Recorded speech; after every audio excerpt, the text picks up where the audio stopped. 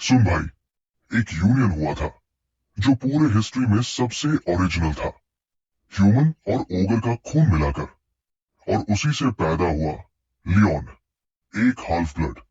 लेकिन इस दुनिया में हाफ ब्रीड बनकर लौटने का मतलब सिर्फ एक था, इंसानों के हाथों इस्तेमाल होना और बार बार बीट रहे होना। लियोन ने सब सहा, हर बार गिरा, हर बार टूटा, और धीरे धीरे उसने इंसानों से नफरत करनी शुरू कर दी।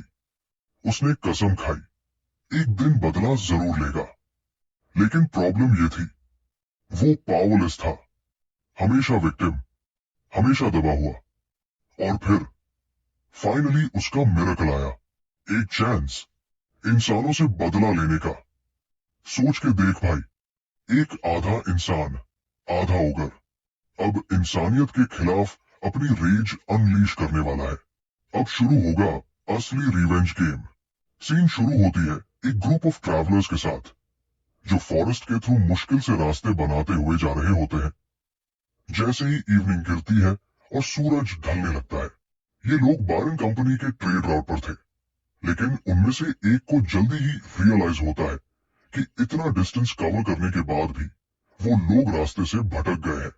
वो इरिटेट होकर अपनी फ्रस्ट्रेशन एक्सप्रेस करता है, इतनी लेट आर्मी जंगल में चलने पर। कैरावान के मेंबर्स के बीच टेंशन बढ़ने लगती है जब उनमें से एक ब्लंटली ग्रुप के लीडर बायरन से पूछता है कि क्या ये उसका पहला टाइम है इस राउट पर आने का। एक आदमी रिग्रेट एक्सप्रेस करता है इस कॉन्ट्रैक्ट को साइन करने का और सिर्फ 10 गार्ड्स हायर करने का। वो कहता है कि अगर उसे पहले पता होता कि रोड इतनी डिफिकल्ट होगी तो वो कभी ये जर्नी स्टार्ट ही नहीं करता। बार्न अपनी पोजीशन डिफेंड करने की कोशिश करता है, ये डिनाई करते हुए कि ये उनका पहला जर्नी है। वो जस्टिफाई करता है कि टेरेन और माउंटेन्स वक्त के साथ चेंज होते रहते हैं, इसलिए वो लोग गलत रास्ते पर आ गए। इस बीच दो आदमी, बीक्स्टर और तिल्लिक, सिचुएशन ऑब्जर्व कर रहे होते हैं। तिल्लिक हाइपोथेसिस प्रपोज करता है कि अगर मर्चेंट्स सच बोल रहे हैं कि उन्हें रास्ता पता था, तो फिर कोई एक्सटर्नल फैक्टर होगा जिसने पूरे एरिया का टेरेन बदल दिया होगा। तभी तिल्लिक अचानक गुस्से और वार्निंग भरे टोन में उसे बुलाता है। अचानक, बिना किसी वार्निंग के, बीक्स्टर अपनी तलवार निकालता है और टॉप स्पीड में आगे रश करता है, क्योंकि ग्रुप पर एक नल मॉन्स्टर का सरप्राइज अटैक होता है। सब लोग शॉक में आ जाते हैं जब वो देखते हैं कि मॉन्स्टर ने अरक्स द्वारा बनाया गया आर्मोर पहना हुआ है, और तुरंत रियलाइज कर लेते हैं कि वो एक वेल ट्रैप में फंस गए हैं। बीक्स्टर तुरंत ऑर्डर्स देता है कि सब लोग इकट्ठा हो जाए और स्कैटर न करें। वो वार्न करता है कि जो भी ग्रुप से अलग होगा उसे तुरंत खा लिया जाएगा। गार्ड्स खुद को कंप्लीटली सराउंडेड महसूस करते हैं जब डार्कनेस में काउंटलेस ग्लोइंग आईज उनके आसपास अपीयर होती है। तिल्लिक घबराकर पूछता है कि मॉन्स्टर्स कितने हैं। उसका कंपेनियन जवाब देता है कि काउंट करने की कोशिश करना ही बेटर नहीं होगा। मॉन्स्टर्स एक ऑल आउट अटैक लॉन्च कर देते हैं और एक ब्लडी वायलेंट बैटल इरप होती है, जिसमें फाइटर्स चिल्लाते हैं, मर जाओ मॉन्स्टर्स। केओस के बीच बायरन अस्टॉनिश होता है फाइट की एक्सेसिव ब्रुटैलिटी देखकर, इवन दो वो मॉन्स्टर से लड़ रहे थे। लेकिन उसकी बात तुरंत तिल्लिक की फियर्स धमकी से बंद हो जाती है। तिल्लिक वादा करता है कि अगर वो जिंदा बचे तो मर्चेंट्स को इस ऑर्डर का हेवी प्राइस चुकाना पड़ेगा। पहली वेव ऑफ मॉन्स्टर्स को एलिमिनेट करने के बाद बीक्स्टर वार्न करता है कि सब लोग रिलैक्स न करें, क्योंकि मॉन्स्टर ट्रैप्स हमेशा कंटिन्यूअस होते हैं और इजीली खत्म नहीं होते। उसकी बात खत्म होते ही बायरन चिल्लाता है और हराइजन की तरफ पॉइंट करता है। वहां एक massive body troll monster appear होता है। सब लोग स्टन और टेरिफाइड हो जाते हैं ट्रॉल को देखकर, स्पेशली जब वो ऑलरेडी एनएलईएस से लड़ चुके थे। पैनिक सबके दिल में छा जाता है और एक आदमी चिल्लाता है कि सबको तुरंत डिस्पर्स हो जाना चाहिए, वरना ट्रॉल एक ही ब्लो में सबको खत्म कर देगा। बायरन डिस्पेयर में आ जाता है, सोचता है कि अब उसका एंड आ गया है और सब मर्सनरीज डूम्ड है।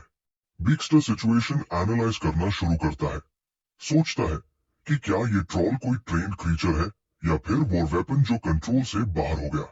ये सोच के कि इतने बड़े स्केल पर ऐसे वेपन्स बनाना फॉरेस्ट में कैसे पॉसिबल है, बीक्स्टर समझ जाता है कि एस्केप अब इम्पॉसिबल है।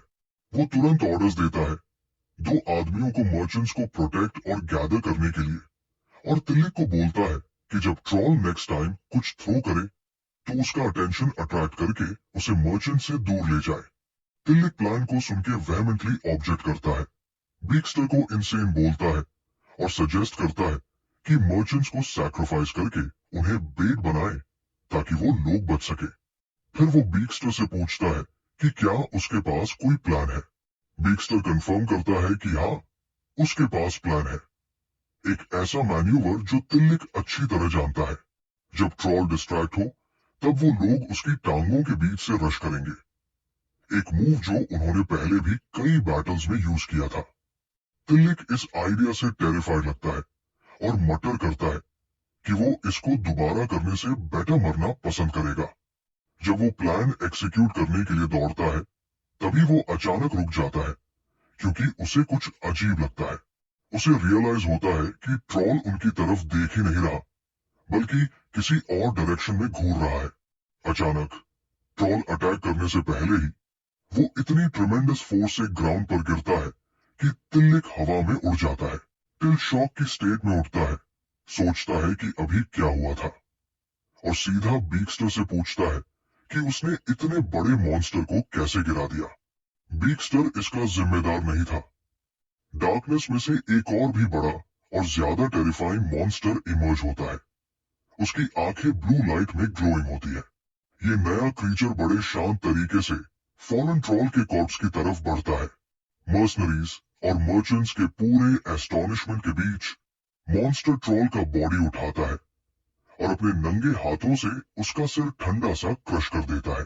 एक मर्चेंट जो डर से कांप रहा होता है बीक्स्टर से पूछता है कि ये टेरिफाइंग क्रीचर आखिर है क्या। बीक्स्टर रिप्लाई करता है कि शहर के किसी आदमी ने शायद कभी इसके बारे में सुना भी नहीं होगा।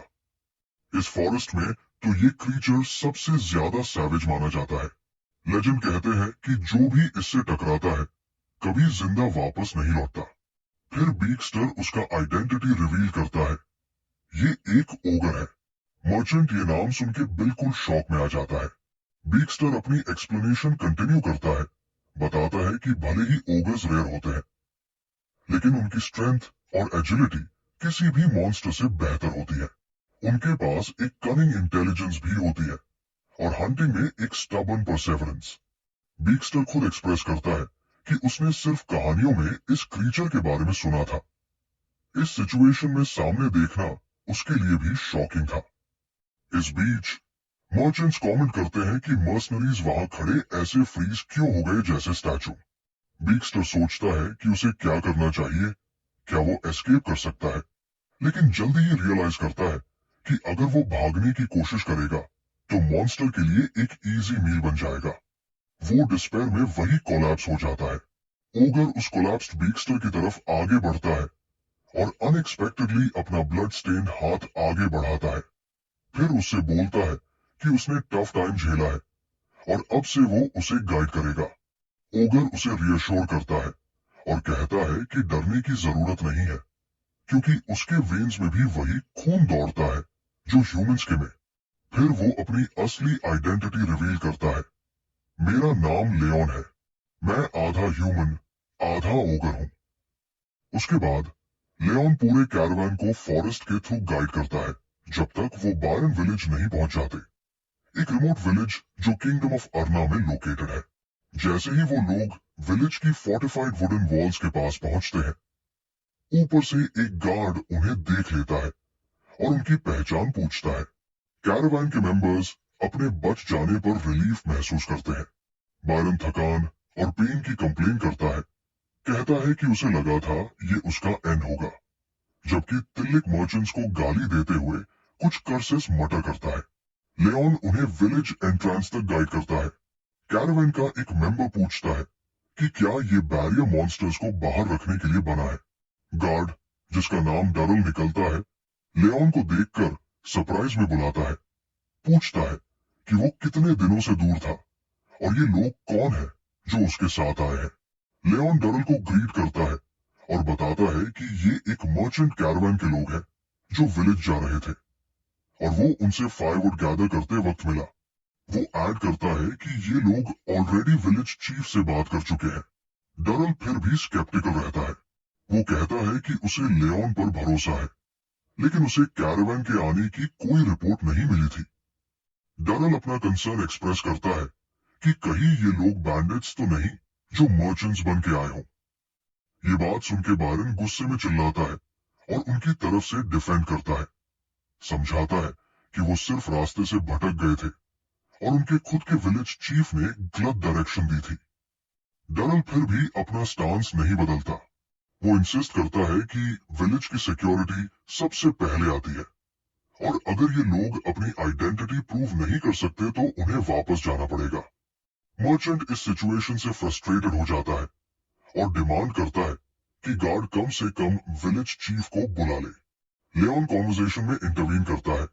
डरल को समझाता है कि सिक्योरिटी जरूरी है, लेकिन ये लोग भी जरूरी है। वो कहता है कि उसने फॉरेस्ट के क्राइज फॉर हेल्प सुने थे और कंक्लूड करता है कि अगर बात बदला है तो जरूर कोई एरिया के साथ छेड़छाड़ कर रहा है, इसलिए मदद की जरूरत हो सकती है। लियोन गार्ड को एश्योर करता है कि अगर कुछ गलत हुआ तो वो खुद प्रॉब्लम हैंडल करेगा। बाद में जब उन्हें विलेज में आने की परमिशन मिल जाती है, सीन शिफ्ट होता है बायरन विलेज हॉल में। कैरावान के मेंबर्स वहां विलेज चीफ और कुछ रेजिडेंट्स के साथ बैठे होते हैं। चीफ, एक बुजुर्ग आदमी, हंसी में लियोन की बात रिपीट करता है जिसमें उसने कहा था कि वो खुद प्रॉब्लम हैंडल करेगा। बायरन कमेंट करता है कि चीफ ओवर रिएक्ट कर रहा है, जबकि एक मर्चेंट अपने मिराक्युलस सर्वाइवल और सेफ अराइवल पर रिलीफ एक्सप्रेस करता है। बीक्स्टर लियोन की स्ट्रेंथ की तारीफ करता है, कहता है कि वो 10 मर्सनरीज के बराबर है। लेकिन ये काम ज्यादा देर नहीं टिकती, क्योंकि बीक्स्टर विलेज चीफ से सवाल पूछना शुरू करता है। वो उन डिफेंसिव बैरियर्स की तरफ पॉइंट करता है जो उसने विलेज आते वक्त नोटिस किए थे, जो पूरे विलेज को सराउंड करते दिखते थे। उसे लगता है कि मॉन्स्टर्स और आरक्स जैसे क्रीचर्स के लिए ये डिफेंसेस कुछ ज्यादा ही एग्जैजरेटेड है। फिर वो सीधा और शॉकिंगली पूछ लेता है, क्या आप लोग वॉर के लिए प्रिपेयर कर रहे हो? लियोन बीक्स्टर की बात सुन के सरप्राइज होता है और सोचता है कि बीक्स्टर को हमेशा सबसे गलत वक्त पर सबसे ऑकवर्ड बातें बोलने की आदत है। कुछ सेकंड्स के लिए साइलेंस छा जाता है। फिर चीफ बोलता है, मानते हुए कि वॉर सच में एक टेरिबल चीज है। वो बीक्स्टर की तरफ देखकर कहता है कि उसका अपीयरेंस देखकर लगता है कि वो एक फॉर्मर वॉर मर्सनरी है, शायद कॉन्केट का। चीफ वॉर का कॉन्सेप्ट एक्सप्लेन करता है, कहता है उसके टाइम में वॉर एक सेक्रेड रेवोल्यूशन था अरक्स के अगेंस्ट, जो ह्यूमंस को कैटल की तरह ट्रीट करते थे। लेकिन आज की वॉर्स ऐसी नहीं रही। अब वो सिर्फ सेल्फिश ब्लडशेड बन चुकी है जो दोनों साइड्स को डिस्ट्रॉय करती है। वो होप एक्सप्रेस करता है कि ऐसे ट्रेजेडीज कभी उनके विलेज तक न पहुंचे। वो सबसे रिक्वेस्ट करता है कि ये डिफेंसेस सिर्फ एक फोर्ट्रेस नहीं, बल्कि सबकी पीस के लिए की गई कलेक्टिव प्रेयर्स और डिजायर्स का रिजल्ट है। तिलिक चीफ की बात इंटरप्ट करता है, उसकी लॉजिक को ट्विस्टेड बोलता है और अक्यूज करता है कि वो बोर के वेपन को अच्छे शब्दों में डेकोरेट कर रहा है। वो कहता है कि अगर बात सिर्फ बैरियर्स की होती तो वो मान लेता, लेकिन फिर वो लियोन की तरफ पॉइंट करके कहता है, वो एक मॉन्स्टर है। तिलिक शार्पली क्वेश्चन करता है कि कैसे शब्दों से जस्टिफाई किया जा सकता है एक ऐसे बीइंग का एग्जिस्टेंस जो ट्रॉल को एक ही ब्लो में क्रश कर सकता है। उस लेवल की पावर को वो डेंजरसली अननेचुरल बताता है। वो कहता है कि वॉर कंसिंकेट के लिए एक सेंसिटिव टॉपिक है और अगर लियोन सच में कोई वेपन नहीं है तो उन्हें प्रूफ चाहिए कि ऐसे हॉरिफिक हाइब्रिड का एग्जिस्टेंस एक यूनिक केस है।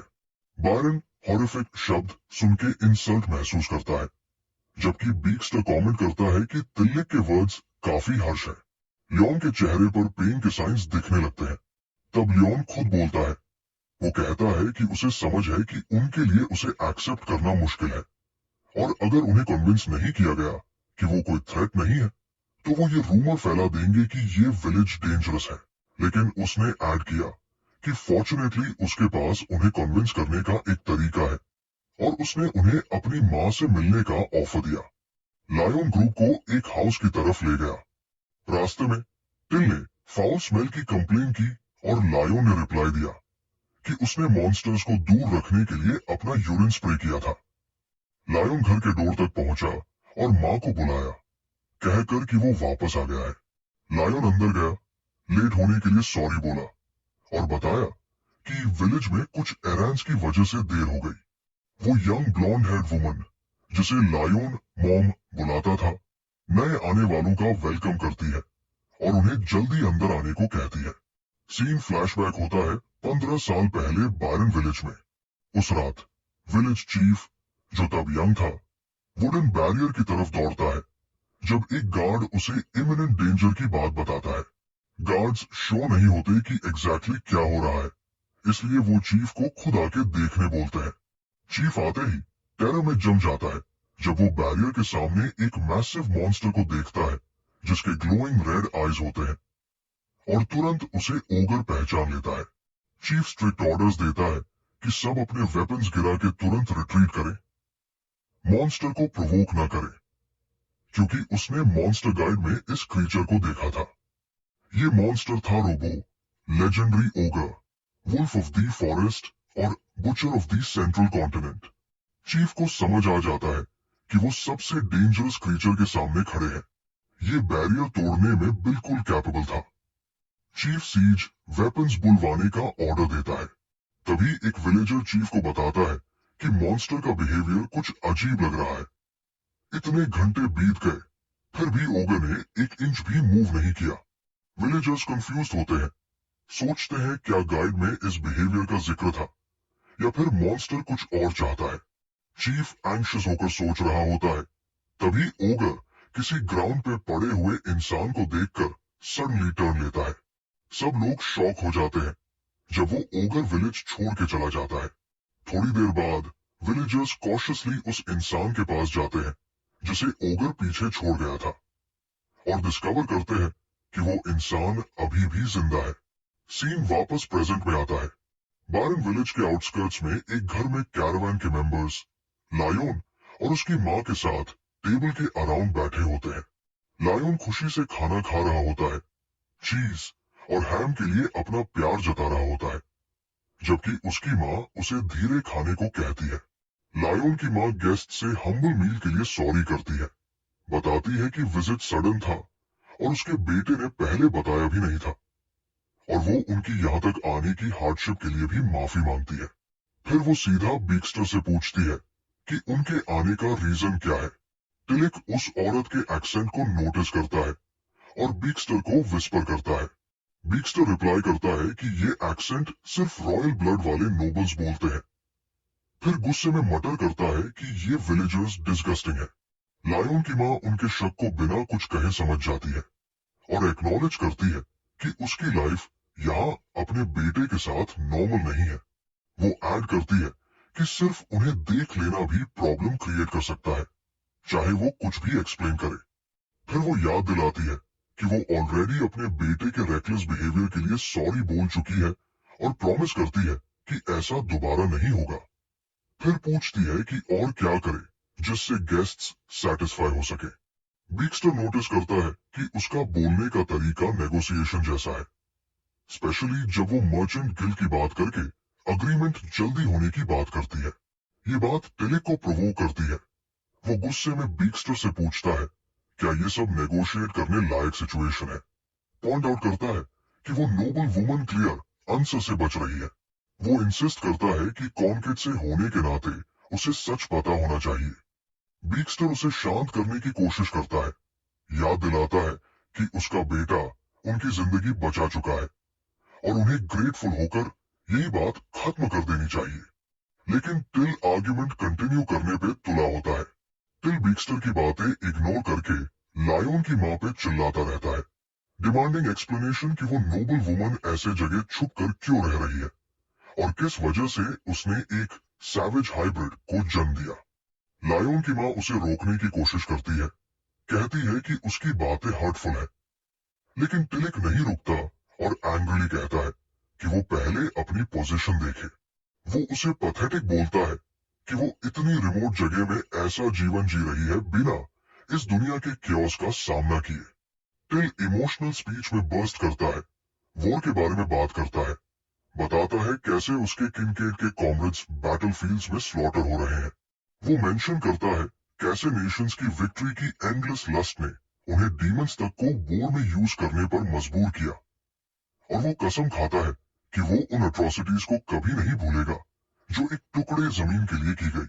वो अपनी स्पीच कंक्लूड करता है एक्सट्रीम डिस्गस्ट जताते हुए कि उसे ऐसे डिस्गस्टिंग हाइब्रिड वॉर वेपन को इस सेक्लूडेड जगह में भी देखना पड़ा। इसी पॉइंट पर बीक्स्टर जोर से उसका नाम टिलॉक चिल्लाता है, जिससे टिल तुरंत चुप हो जाता है। बीक्स्टर फिर लीड लेता है और लायन की मां से फर्म काम में क्वेश्चन करना शुरू करता है। वो पूछता है क्या वो और उसका बेटा ही विलेज के उन सारे डिफेंसिव बैरियर्स के पीछे का सीक्रेट है। फिर वो पूछता है कि ऐसी कौन सी ग्रज थी जिसने एक नोबल वुमन को क्रिम्सन किंग जैसे मॉन्स्टर का सीड विलिंगली एक्सेप्ट करने पर मजबूर किया। लायन की मां विजिबली अफेक्टेड होती है और प्लीड करती है कि बातें उनके सोचने जैसी नहीं है, सच बताना मुश्किल है। लायन अपनी मां को प्रोटेक्ट करने की कोशिश में चिल्लाता है मॉम, लेकिन टिल कोल्डली उसे ट्रूथ बोलने का ऑर्डर देता है। टिल एक सार्कास्टिकली इंटरजेक्ट करता है, पूछता है अगर ये ग्रज नहीं था तो क्या ये सिर्फ दूसरी रेसेस के साथ मिंगलिंग का स्पेशल टेस्ट था। उसके सेंटेंस खत्म होने से पहले ही लायन की मां टेरर में चिल्लाती है नो, नेक्स्ट पार्ट चाहिए तो कमेंट करो।